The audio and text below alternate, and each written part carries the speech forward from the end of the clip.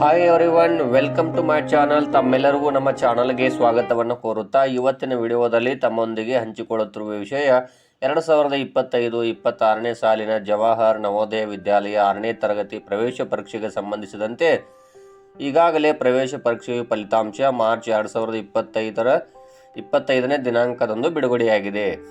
ಇನ್ನು ಯಾರು ತಮ್ಮ ಮಕ್ಕಳ ರಿಸಲ್ಟ್ ವೀಕ್ಷಿಸಿಲ್ಲ, ತಾವು ಹೇಗೆ ರಿಸಲ್ಟನ್ನು ವೀಕ್ಷಿಸುವುದಂದರೆ ಗೂಗಲ್ನಲ್ಲಿ ಜವಾಹರ್ ನವೋದಯ ವಿದ್ಯಾಲಯ ರಿಸಲ್ಟ್ಸ್ 2025 ಅಂತ ಸರ್ಚ್ ಮಾಡಿ ನಂತರ ಅಲ್ಲಿ ನವೋದಯ ಹೋಮ್ ಅಂತ ಹಿಂದಿಯಲ್ಲಿರುತ್ತದೆ. ಅದರ ಕೆಳಗೆ ಅಡ್ಮಿಷನ್ ನೋಟಿಫಿಕೇಷನ್ ಅಂತ ಇರುತ್ತೆ, ಅದನ್ನು ಕ್ಲಿಕ್ ಮಾಡಿ ನಂತರ ನ್ಯೂ ಪೇಜ್ನಲ್ಲಿ ಸೀರಿಯಲ್ ನಂಬರ್ 4 ನೋಡಿ ಅಲ್ಲಿ ಡೌನ್ಲೋಡ್ ಕಾಲಮ್ ಕ್ಲಿಕ್ ಮಾಡಿ ನಂತರ ನ್ಯೂ ಪೇಜ್ ಓಪನ್ ಆಗುತ್ತದೆ. ಅಲ್ಲಿ ರೋಲ್ ನಂಬರ್ ಮತ್ತು ಡೇಟ್ ಆಫ್ ಬರ್ತ್ ಹುಟ್ಟಿದ ದಿನಾಂಕವನ್ನು ಎಂಟ್ರಿ ಮಾಡಿ ಚೆಕ್ ದ ರಿಸಲ್ಟ್ ಅಂತ ಬರುತ್ತೆ, ಅದನ್ನು ಕ್ಲಿಕ್ ಮಾಡಿ ನಿಮ್ಮ ರಿಸಲ್ಟನ್ನು ವೀಕ್ಷಿಸಿ. ಇದೀಗ ಬಿಡುಗಡೆಗೊಂಡಿರುವ ರಿಸಲ್ಟ್ನಲ್ಲಿ ಆಯ್ಕೆಯಾಗಿರುವ ಅಭ್ಯರ್ಥಿಗಳು ಸಲ್ಲಿಸಬೇಕಾದ ದಾಖಲೆಗಳು ಯಾವುವು ಎಂಬುದನ್ನು ಮತ್ತು ಆ ಫಾರ್ಮ್ಗಳ ಸಂಪೂರ್ಣ ವಿವರವನ್ನು ನಿಮಗಾಗಿ ತಿಳಿಸ್ಕೊಡ್ತಾ ಇದ್ದೀನಿ. ಮೊದಲನೇದಾಗಿ ಇಲ್ಲಿ ಪರ್ಸನಲ್ ಇನ್ಫಾರ್ಮೇಷನ್ ಫಾರ್ಮ್ 5ನೇ ತರಗತಿಯಲ್ಲಿ ಅಂದರೆ ಈ ಫಾರ್ಮನ್ನು ನಿಮ್ಮ ಮಗ ಅಥವಾ ಮಗಳು 5ನೇ ತರಗತಿಯಲ್ಲಿ ಕಲಿಯುತ್ತಿರುವ ಶಾಲೆಯಿಂದ ಭರ್ತಿ ಮಾಡಿಸಬೇಕು. ಇದಕ್ಕೆ ತಾವು ಕೂಡ ಸಹಿಯನ್ನು ಮಾಡಬೇಕಾಗುತ್ತದೆ. ಇಲ್ಲಿ ಮೊದಲಿಗೆ ನೇಮ್, ಹೆಸರು, ಆಧಾರ್ ನಂಬರ್ ಆಗಿರ್ಬೋದು, ಅಥವಾ ಹುಡುಗ ಅಥವಾ ಹುಡುಗಿ, ಮೇಲ್ ಅಥವಾ ಫಿಮೇಲ್ ಕೆಟಗರಿ ಅಂದಾಗ ಅಲ್ಲಿ ಯಾವ ಕಾಸ್ಟು, ಜನರಲ್ ಅಥವಾ OBC, SC ST ಅಂತ ಅದರಲ್ಲಿ ಎಂಟ್ರಿ ಮಾಡ್ತಾರೆ ಶಾಲಾ ದಾಖಲಾತಿಗಳ ಅದರ ಮೇಲೆ.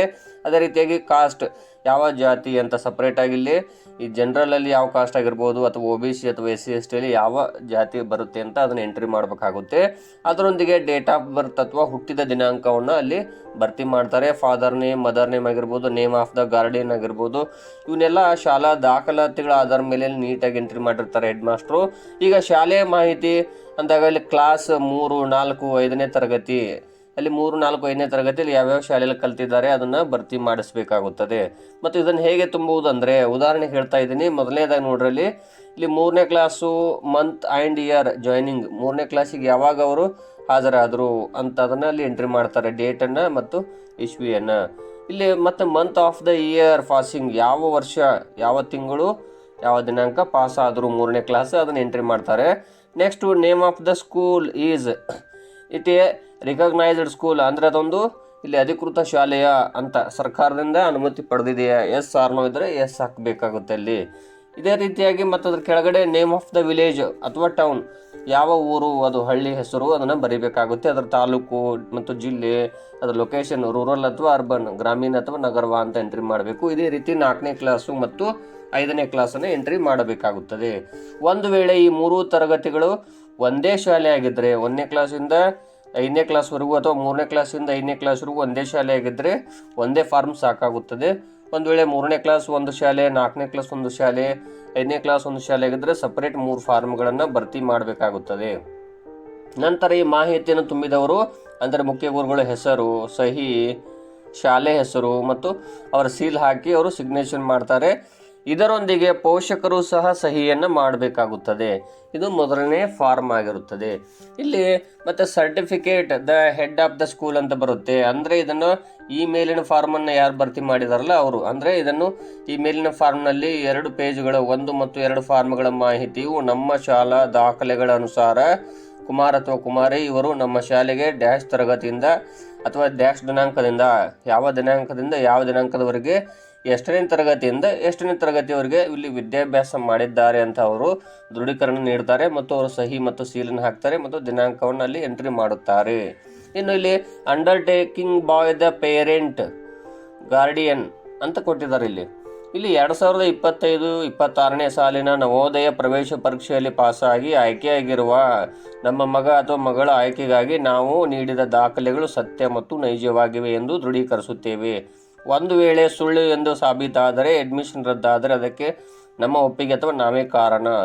ಅದಲ್ಲದೆ ಮತ್ತೆ ಆಯ್ಕೆಗಾಗಿ ಯಾವುದಾದರೂ ದಾಖಲೆಗಳನ್ನು ಕೇಳಿದರೆ ನಾವು ಸಂಪೂರ್ಣ ಸಹಕಾರವನ್ನು ನೀಡಿ ಮತ್ತು ದಾಖಲೆಗಳನ್ನು ಒದಗಿಸುತ್ತೇವೆ ಅಂತ ಈ ಮೂಲಕ ದೃಢೀಕರಣ ನೀಡುತ್ತೇವೆ ಅಂತೇಳಿ ಇಲ್ಲಿ ಪೋಷಕರು ಸಹಿಯನ್ನು ಮಾಡಬೇಕಾಗುತ್ತದೆ ಈ ಫಾರ್ಮ್ನಲ್ಲಿ. ಅಂದರೆ ಅಂಡರ್ಟೇಕಿಂಗ್ ಬೈ ದ ಪೇರೆಂಟ್ ಇದೆಯಲ್ಲ ಅದು. ಇನ್ನು ನೆಕ್ಸ್ಟು ಇನ್ನೊಂದು ಅಂಡರ್ಟೇಕಿಂಗ್ ಅಂತ ಇದೆ. ಏನಂದರೆ ಇಲ್ಲಿ ಪೋಷಕರು ಒಪ್ಪಿಗೆ ಸೂಚಿಸುವ ಫಾರಂ ಆಗಿರುತ್ತದೆ. ಅಂದರೆ ಇಲ್ಲಿ 9ನೇ ತರಗತಿಯಿಂದ 12ನೇ ತರಗತಿವರೆಗೆ ಪ್ರತಿ ತಿಂಗಳು ನವೋದಯ ವಿಕಾಸ ನಿಧಿಗೆ ಸರ್ಕಾರದ ನಿಯಮಗಳನ್ವಯ ಎಷ್ಟು ಹಣ ನೀಡಲು ಸೂಚಿಸುತ್ತಾರೋ ಅದಕ್ಕೆ ನಮ್ಮ ಒಪ್ಪಿಗೆ ಇರುತ್ತದೆ.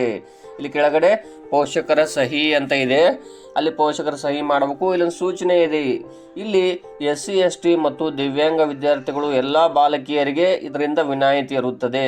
ಅದರೊಂದಿಗೆ BPL ಕುಟುಂಬದವರಿಗೂ ಇಲ್ಲಿ ರೇಷನ್ ಕಾರ್ಡ್ ಇದ್ದವರು ಅಂದರೆ BPL ರೇಷನ್ ಕಾರ್ಡ್ ಇದ್ದವರಿಗೆ ಕೂಡ ಇದರಿಂದ ವಿನಾಯಿತಿ ಇರುತ್ತದೆ.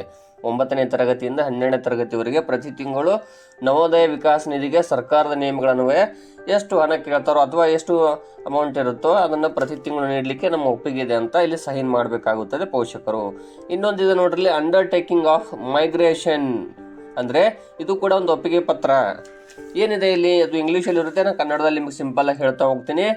ನನ್ನ ಮಗ ಅಥವಾ ಮಗಳು ರಾಷ್ಟ್ರೀಯ ಏಕೀಕರಣ ಅಥವಾ ಐಕ್ಯತೆ ಪ್ರಚಾರ ಸಲುವಾಗಿ ನವೋದಯ ವಿದ್ಯಾಲಯಗಳಲ್ಲಿ ನಿಯಮಗಳನ್ವಯ 30% ವಿದ್ಯಾರ್ಥಿಗಳನ್ನು 9ನೇ ತರಗತಿಯಿಂದ ಒಂದು ನವೋದಯ ಶಾಲೆಯಿಂದ ಇನ್ನೊಂದು ನವೋದಯ ಶಾಲೆಗೆ, ಹಿಂದಿ ಭಾಷೆ ಇರದ ಶಾಲೆಗೆ ವರ್ಗಾವಣೆಗೆ ನಾವು ಒಪ್ಪಿಗೆ ಸೂಚಿಸುತ್ತೇವೆ. ಇಲ್ಲಿ ಪೋಷಕರ ಸಹಿ, ಅವರ ವಿಳಾಸ ಮತ್ತು ಮೊಬೈಲ್ ನಂಬರ್ ಈ ರೀತಿಯಾಗಿ ಅವರಲ್ಲೇ ತುಂಬಿ ಸಹಿಯನ್ನು ಮಾಡಬೇಕಾಗುತ್ತದೆ.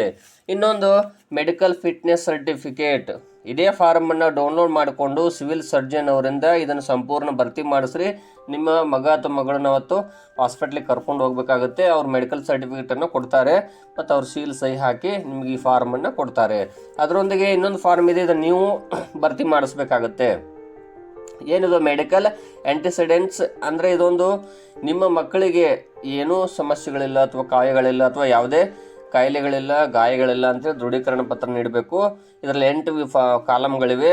ಆ ಕಾಲಮ್ನ ತಾವು ಸಂಪೂರ್ಣ ಓದ್ಕೊಂಡು ಇಲ್ಲಿ ನಿಮ್ಮ ತಂದೆ ಮತ್ತು ತಾಯಿ ಇಬ್ಬರು ಸಹಿಯನ್ನು ಮಾಡಬೇಕಿಲ್ಲಿ ಮತ್ತು ಅವರ ಹೆಸರುಗಳು ಮತ್ತು ವಿಳಾಸ, ಮೊಬೈಲ್ ನಂಬರ್ನ ಎಂಟ್ರಿ ಮಾಡಬೇಕು. ಇನ್ನು ಇದರೊಂದಿಗೆ ಡಿಸಬಿಲಿಟಿ ಸರ್ಟಿಫಿಕೇಟ್ ಅಂದರೆ ವಿಶೇಷ ಚೇತನ ಪ್ರಮಾಣ ಪತ್ರ ಅಥವಾ ಅಂಗವಿಕಲ ಪ್ರಮಾಣ ಪತ್ರ. ಯಾರಾದರೂ ಈ ಮೀಸಲಾತಿ ಅಪ್ಲಿಕೇಶನ್ ಹಾಕಿದರೆ ಸೆಲೆಕ್ಟ್ ಆಗಿದ್ರಿ ಅಂದರೆ ತಾವು ಕೂಡ ಡಿಸಬಿಲಿಟಿ ಸರ್ಟಿಫಿಕೇಟನ್ನು ಇಲ್ಲಿ ಸಲ್ಲಿಸಬೇಕಾಗುತ್ತದೆ. ಇದನ್ನು ಕೂಡ ವೈದ್ಯರು ಕೊಡ್ತಾರೆ. ಅದನ್ನು ಫಾರ್ಮ್ ತಮ್ಮ ಹತ್ರ ಇದ್ದರೆ ಓಕೆ. ಇನ್ನು ಕ್ಯಾಟಗರಿ ಸರ್ಟಿಫಿಕೇಟ್ SC ST ಅವರಿಗೆ ಇದನ್ನು ತಹಶೀಲ್ದಾರ್ ಅವರು ನೀಡ್ತಾರೆ. SC ST ಅವರಿಗೆ ಚಾಲ್ತಿಯಲ್ಲಿರಬೇಕು. ಇಂಗ್ಲೀಷ್ ಮತ್ತು ಕನ್ನಡ ಎರಡೂ ಭಾಷೆಯಲ್ಲಿ ತೆಗೆಸಿಟ್ಕೊಡ್ರಿ. ಇಂಗ್ಲೀಷ್ ಕಡ್ಡಾಯವಾಗಿ ಬೇಕಾಗುತ್ತದೆ ಈ ಫಾರ್ಮೇಟ್. ಅಂದರೆ ಇದು ಕೂಡ ಜಾತಿ ಪ್ರಮಾಣ ಪತ್ರ, ಆದರೆ ಇಲ್ಲಿ ಕ್ಯಾಟಗರಿ ಸರ್ಟಿಫಿಕೇಟ್ ಅಂತಾರೆ. SC ST ಅವರಿಗೆ ಮಾತ್ರ ಇರುತ್ತೆ ಇದು. ಇದನ್ನು ತಾವು ಈಗಾಗಲೇ ತೆಗೆಸ್ಕೊಂಡಿದ್ರೆ ಓಕೆ, ಇಲ್ಲಾಂದರೆ ಮತ್ತೆ ರೀಅಪ್ಲೈ ಮಾಡಿ ಬೇಗ ಪಡೆದಿಟ್ಕೊಡ್ರಿ. ಇದು ನಾಳೆ ದಾಖಲಾತಿಗಳ ವೆರಿಫಿಕೇಷನ್ ಸಂದರ್ಭದಲ್ಲಿ ಇದು ಬಹಳಷ್ಟು ಇಂಪಾರ್ಟೆಂಟ್ ಆಗುತ್ತದೆ. ಇನ್ನೊಂದು ಡೇಟ್ ಆಫ್ ಬರ್ತ್ ಸರ್ಟಿಫಿಕೇಟ್. ಇದು ಮಾತ್ರ ಪ್ರಮುಖವಾದಂಥ ಸರ್ಟಿಫಿಕೇಟ್ ಆಗುತ್ತೆ. ಇದು ಕಡ್ಡಾಯವಾಗಿ ಜನನ ಪ್ರಮಾಣ ಪತ್ರ ಬೇಕಾಗುತ್ತದೆ. ಈ ಜವಾಹರ್ ನವೋದಯ ವಿದ್ಯಾಲಯ ಸಮಿತಿಯವರು ನಿಗದಿಪಡಿಸಿದ ದಿನಾಂಕಕ್ಕೆ ಜನಿಸಿದ ವಿದ್ಯಾರ್ಥಿಗಳ ಹೆಸರು ಮಾತ್ರ ಮುಖ್ಯ ಆಯ್ಕೆ ಪಟ್ಟಿಗೆ ಪರಿಗಣನೆ ಮಾಡ್ತಾರೆ. ನಾಳೆ ದಾಖಲಾತಿಗಳ ವೆರಿಫಿಕೇಷನ್ ಸಂದರ್ಭದಲ್ಲಿ ಅವರು ಹೇಳಿದಂತಹ ಡೇಟ್ ಆಫ್ ಬರ್ತ್ ಇರಲಿಲ್ಲ ಅಂದರೆ ಅಲ್ಲಿ ನಿಮ್ಮ ಏನು ಅಡ್ಮಿಷನ್ಗೆ ಸೆಲೆಕ್ಟ್ ಆಗಿದ್ರಿ ಪ್ರಾವಿಷನಲ್ ಸೆಲೆಕ್ಷನ್ ಲಿಸ್ಟಲ್ಲಿ ನಿಮ್ಮದು ರಿಜೆಕ್ಟ್ ಆಗ್ಬೋದು. ಮತ್ತು ಎರಡನೇದು ಇನ್ನೊಂದು ಲಿಸ್ಟ್ ಬರುತ್ತೆ, ಅಲ್ಲಿ ಮತ್ತು ಹಿಂದೆ ವೇಟಿಂಗ್ ಲಿಸ್ಟಲ್ಲಿ ಇದ್ದವರಿಗೆ ಆ ಆಯ್ಕೆಗೆ ಪರಿಗಣಿಸ್ತಾರೆ. ಹಾಗಾಗಿ ಡೇಟ್ ಆಫ್ ಬರ್ತ್ ಸರ್ಟಿಫಿಕೇಟನ್ನು ಕಡ್ಡಾಯವಾಗಿ ಪಡೆದಿಟ್ಕೊಡ್ರಿ. Next rural area certificate. ಗ್ರಾಮೀಣ ವಿದ್ಯಾರ್ಥಿ ಅಂದರೆ ಗ್ರಾಮೀಣ ಅಭ್ಯರ್ಥಿ ಪ್ರಮಾಣ ಪತ್ರ. ಇದನ್ನು ಕಂದಾಯ ಅಧಿಕಾರಿಗಳಿಂದ ಅಥವಾ ತಹಶೀಲ್ದಾರ್ ಅವರು ಕೂಡ ಈ ಫಾರ್ಮನ್ನು ನೀಡ್ತಾರೆ. ಇಲ್ಲಿ ಇದನ್ನು ನಿಮ್ಮ ಶಾಲೆಯಲ್ಲಿ ಭರ್ತಿ ಮಾಡಿಸೋದಲ್ಲ, ಇದನ್ನು ಡೌನ್ಲೋಡ್ ಮಾಡಿಕೊಂಡು ತಹಶೀಲ್ದಾರ್ ಅವರಿಂದ ಇದನ್ನು ಪಡೆದುಕೊಡ್ರಿ ರೂರಲ್ ಏರಿಯಾ ಸರ್ಟಿಫಿಕೇಟನ್ನು. ಮತ್ತು ರೆಸಿಡೆನ್ಷಿಯಲ್ ಸರ್ಟಿಫಿಕೇಟ್ ಇದನ್ನು ಕೂಡ ತಾಲೂಕಿನ ತಹಶೀಲ್ದಾರ್ ಅವರು ನೀಡ್ತಾರೆ. ಇದರೊಂದಿಗೆ ಇದೇ ವಿಳಾಸದ ಸೇಮ್ ಡಿಸ್ಟಿಕ್ ಇನ್ನೊಂದು ವಿಳಾಸ ಮತ್ತು ವಿಳಾಸದ ಆಧಾರ್ ಕಾರ್ಡ್ ಇರಬೇಕಾಗುತ್ತೆ. ರೆಸಿಡೆನ್ಷಿಯಲ್ ಸರ್ಟಿಫಿಕೇಟನ್ನು ಇದನ್ನು ತಹಶೀಲ್ದಾರರಿಂದ ಪಡೆದುಕೊಡ್ರಿ. ಇದೇ ಫಾರ್ಮನ್ನು ಡೌನ್ಲೋಡ್ ಮಾಡಿಕೊಂಡು ಇದರೊಂದಿಗೆ ಇನ್ನೊಂದು ಇದೇ ವಿಳಾಸದ ಇನ್ನೊಂದು ಫಾರ್ಮ್ ಯಾವುದಾದ್ರೂ ದಾಖಲೆ ಇರಬೇಕು. ಉದಾಹರಣೆಗೆ ಆಧಾರ್ ಕಾರ್ಡ್ ಆಗಿರ್ಬೋದು, ರೇಷನ್ ಕಾರ್ಡ್ ಆಗಿರ್ಬೋದು, ಇದೇ ವಿಳಾಸ ಇರಬೇಕು. ನೀವು ಯಾವುದು ರೆಸಿಡೆನ್ಷಿಯಲ್ ಸರ್ಟಿಫಿಕೇಟ್ ತೆಗೆಸ್ತಾರಲ್ಲ 2 ದಾಖಲೆಗಳನ್ನು ಕೇಳಿದಾರೆ ಅವರು. ಹಾಗಾಗಿ ಇನ್ನೊಂದು OBC ಪ್ರಮಾಣ ಪತ್ರ, OBC ಸರ್ಟಿಫಿಕೇಟ್. OBC ವಿದ್ಯಾರ್ಥಿಗಳು ಈ ಫಾರ್ಮನ್ನು ತಮ್ಮ ತಾಲೂಕು ತಹಶೀಲ್ದಾರ್ ಅವರಿಂದ ಅರ್ಜಿ ಸಲ್ಲಿಸಿಕೊಂಡು ಪಡೆದಿಟ್ಕೊಳ್ಬೇಕು. ಇದು ತಮ್ಮ ಜಾತಿ ಕೇಂದ್ರ ಸರ್ಕಾರದ ಪಟ್ಟಿಯಲ್ಲಿರುವ OBC ಪಟ್ಟಿಯಲ್ಲಿದ್ದರೆ ಮಾತ್ರ ಸಿಗುತ್ತದೆ. ಇದನ್ನು ಇಂಗ್ಲೀಷ್ನಲ್ಲಿ ಪಡೆದಿಟ್ಕೊಳ್ರಿ OBC ಪ್ರಮಾಣ ಪತ್ರವನ್ನು. ಇಲ್ಲಿ ಕರ್ನಾಟಕ ರಾಜ್ಯದಲ್ಲಿ ಅವರು ಹಿಂದುಳಿದ ವರ್ಗ ಅಂತ ಇರ್ತಾರೆ OBCಯಲ್ಲಿ 2A 2B ಆಗಿರ್ಬೋದು, 3A 3B. ಆದರೆ ಕೇಂದ್ರ ಸರ್ಕಾರದ ಪಟ್ಟಿಯಲ್ಲಿ OBC ಒಳಗೆ ಅದು ಇರಬೇಕಾಗುತ್ತೆ ಕಾಸ್ಟ್, ಅಂದರೆ ಮಾತ್ರ ಇಲ್ಲಿ OBC ಸರ್ಟಿಫಿಕೇಟ್ ಸಿಗುತ್ತದೆ.